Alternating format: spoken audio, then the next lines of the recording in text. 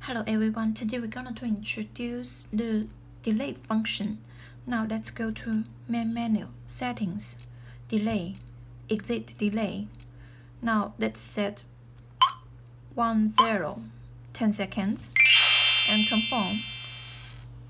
Let's back to main screen and on the system. You can find that within 10 seconds, the system will not alarm off, but if you trigger after 10 seconds,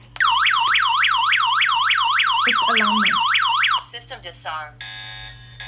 Let's for exit alarm. Now let's check another function, entrance delay.